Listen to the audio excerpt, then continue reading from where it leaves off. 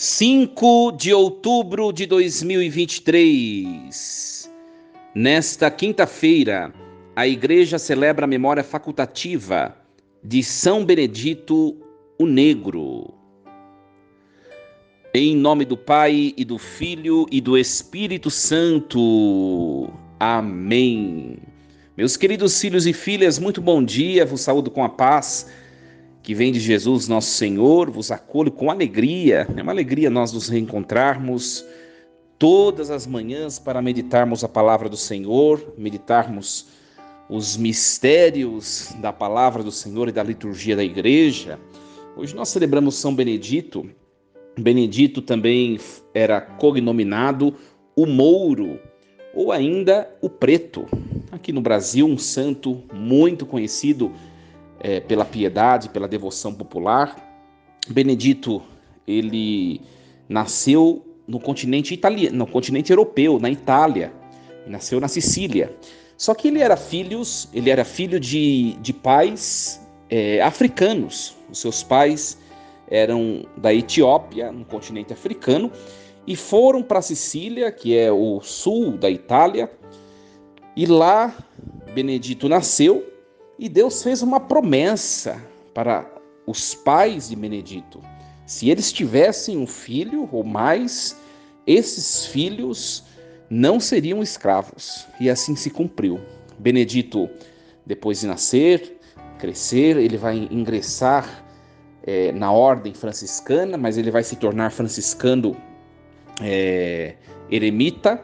Então ele vai viver afastado, recluso da sociedade, uma vida austera, uma vida ascética, uma vida reclusa de oração.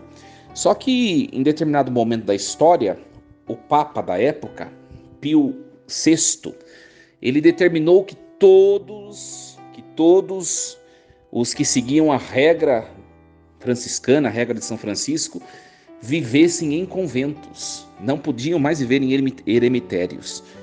E acontece que Benedito teve de sair da vida afastada, da vida reclusa, e entrar num convento.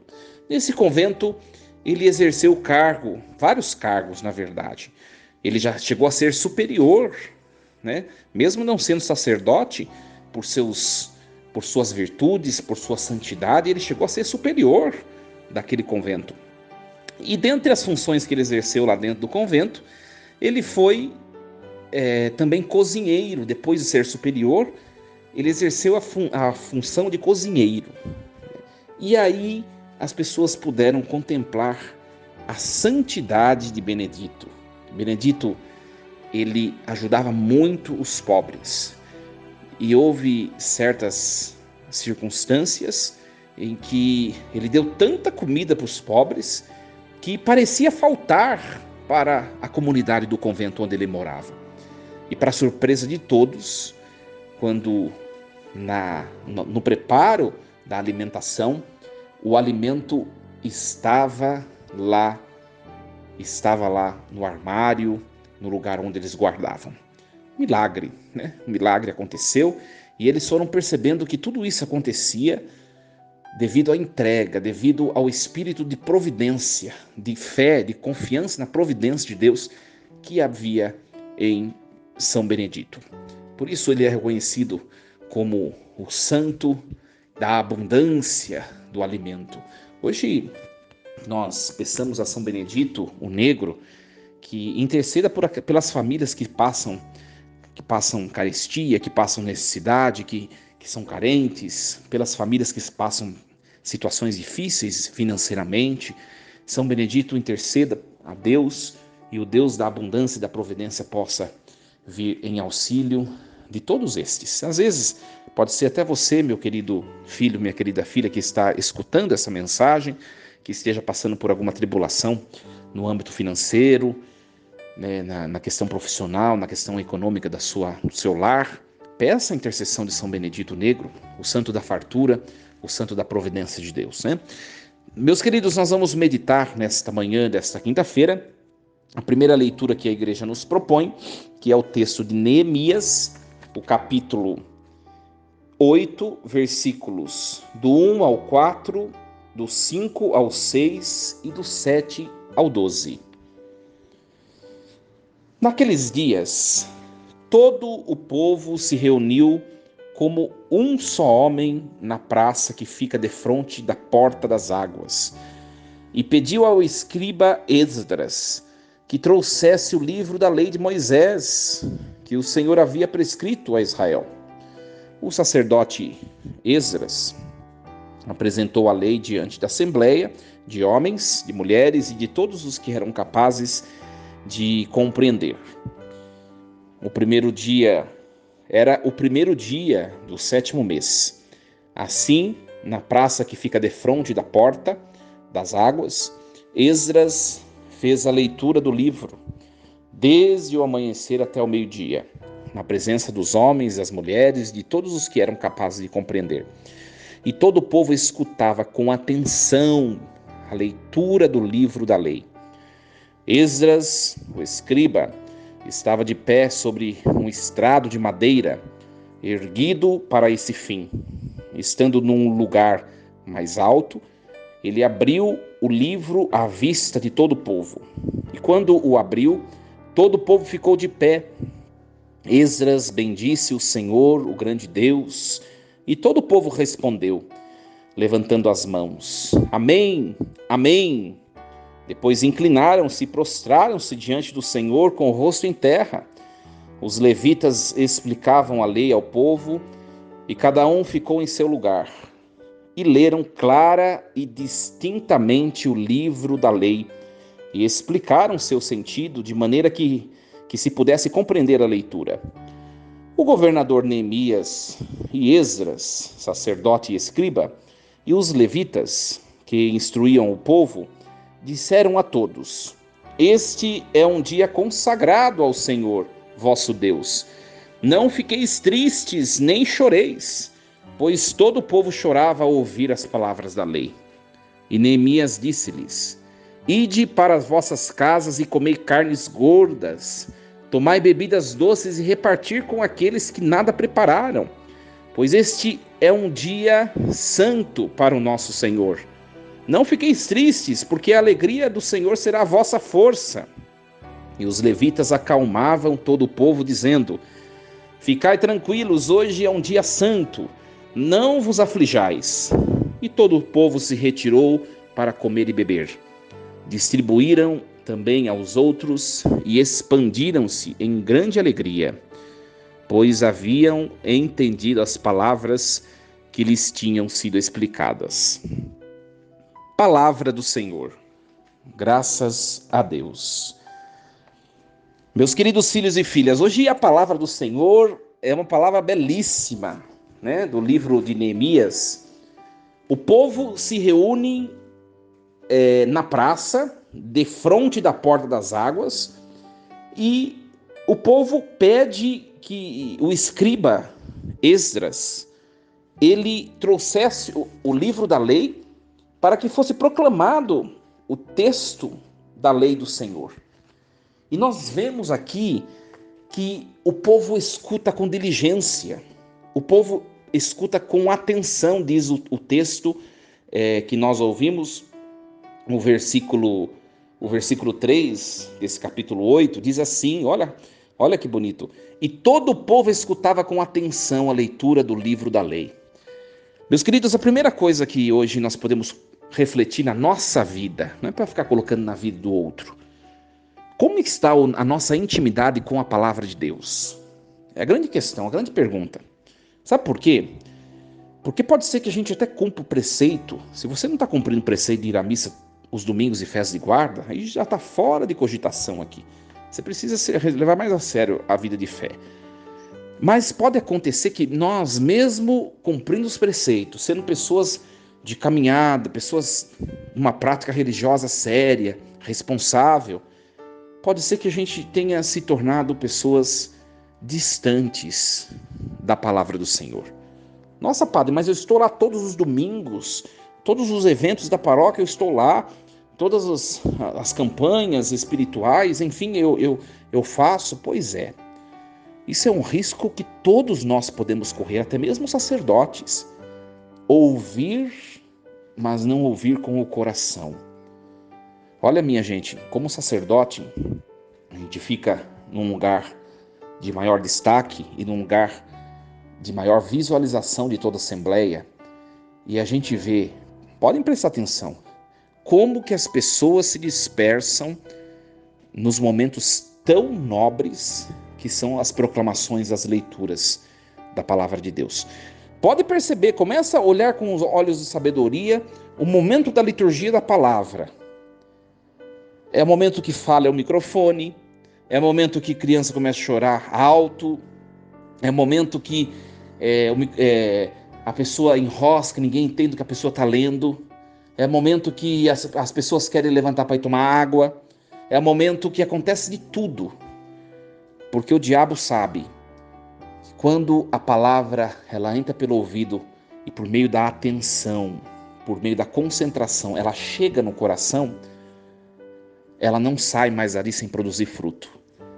Então, o inimigo de Deus, de maneira muito constante, tem suscitado, no ímpeto das pessoas, reações que estão impossibilitando as pessoas de deixar a palavra que entrou pelo ouvido chegar no coração. A palavra pode ter até entrado pelo ouvido, mas se ela, pela atenção, pela concentração, ela pode não chegar no coração. E se ela não chega no coração, ela não produz fruto. Nem que sejam mínimos frutos, se ela não chega no coração, ela não produz fruto. A primeira exortação de hoje é um testemunho desse povo, o povo de Judá. Eles prestavam atenção e buscavam compreender a palavra de Deus. Está escrito aqui num texto que nós ouvimos hoje. Nós precisamos ser mais atentos, minha gente. Nós precisamos ser mais atentos à palavra de Deus, sejam nos cultos públicos, na missa, nas celebrações diversas dos sacramentos da igreja, ou seja, na nossa oração pessoal. Quantas vezes nós pegamos a Bíblia, lemos, mas parece que não fez diferença? Ai, padre, eu não consigo entender a Bíblia. Pois é, está na hora de você dar passos. Tem gente, por exemplo, que abre o texto ao acaso. Tem gente que tem esse hábito. Isso não é totalmente ruim, mas isso pode ser perigoso ou pode ser incompleto. Por quê? Você abre lá no livro de... Vamos falar um texto que não é muito conhecido. Profecia de Abacuque, por exemplo. Ou profecia de Naum. Você abre nesses textos. Você vai ler uma informação lá, você não vai entender nada. O que você tem que fazer? A gente precisa começar a dar um pouco mais de nós no que diz respeito à palavra de Deus, minha gente. Abriu no texto de Abacuque, por exemplo, eu dei um exemplo qualquer, tá? Vai lá na internet, pesquisa Abacuque, ou livro de Abacuque, livro bíblico do Abacuque, digita no Google. Lá vai mostrar quem foi Abacuque, qual o período que ele profetizou, o que estava acontecendo com o povo naquele momento. Aí você vai começar a entender o sentido daquilo que você está lendo. Não adianta só pegar textos bíblicos e colocar na sua vida. Você tem que entender o que aconteceu com aquele povo lá, na literalidade do texto, lá o que o texto está dizendo, para depois você colocar na sua vida. A gente às vezes fica num lamento que na verdade é preguiça espiritual. Você que está me ouvindo nessa manhã ou à tarde, não sei que horário você está ouvindo essa mensagem, você é capaz de compreender a Bíblia. Você é capaz de sentar num banco de uma igreja e prestar atenção na palavra de Deus.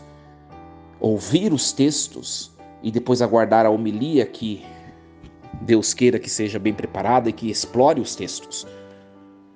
Você é capaz, mas precisa de empenho. A gente se empenha naquilo que é valoroso para a gente. Se você não se empenha na palavra de Deus sem entender, é porque isso não é primário, prioritário na sua vida.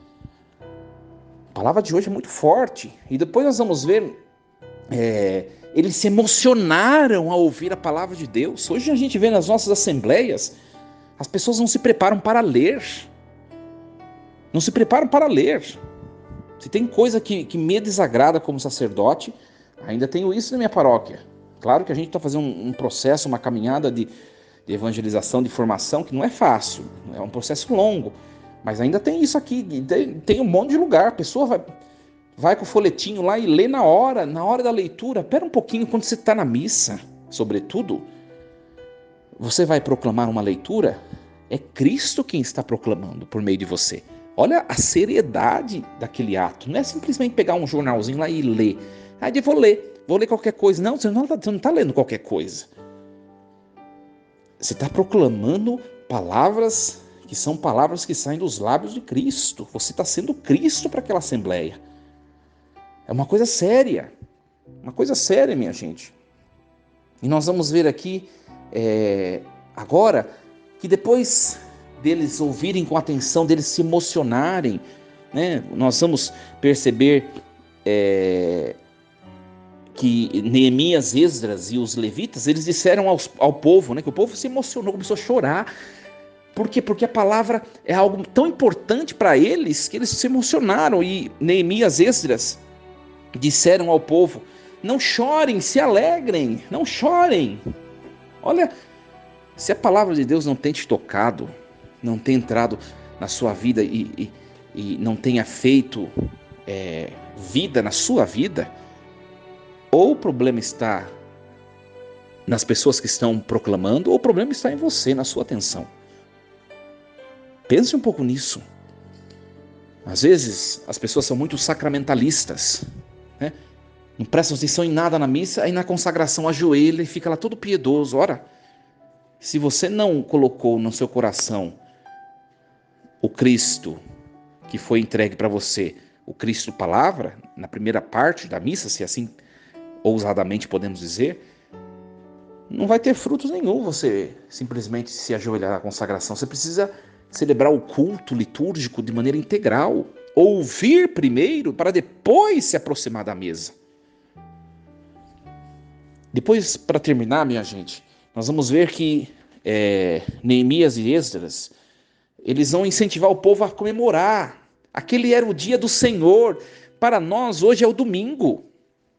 Nós vemos, infelizmente, muita gente que está trabalhando aos domingos. Eu vejo na minha família, viu, minha gente? Eu já falei uma vez, duas, a gente não tem que ser chato com os outros, né? Cada um sabe. Mas eu vejo na minha família, por exemplo, né? Prestar serviço de domingo, pecado grave, a não ser que foi necessidade extrema. Por exemplo, tem gente que trabalha com escala no serviço, na empresa, na fábrica. Aí é um outro caso, né? Aí é um outro assunto, aí é uma necessidade para o sustento da família, aí é outra situação, é permitido, né? Mas essa pessoa também que trabalha aos domingos, ela tem que fazer o esforço de ir na missa no sábado, ou na missa domingo à noite. Em todo caso, não dá para ir na missa. Mesmo assim, essa pessoa ainda ela é liberada pela igreja, mas é questão da consciência dela. Ela sabe se de fato não tem jeito ou se ela que é preguiçosa. Mas agora tem gente que faz coisas que poderia não fazer no domingo de trabalho. Domingo é dia de ir à igreja e é dia de celebrar a vida familiar e os amigos.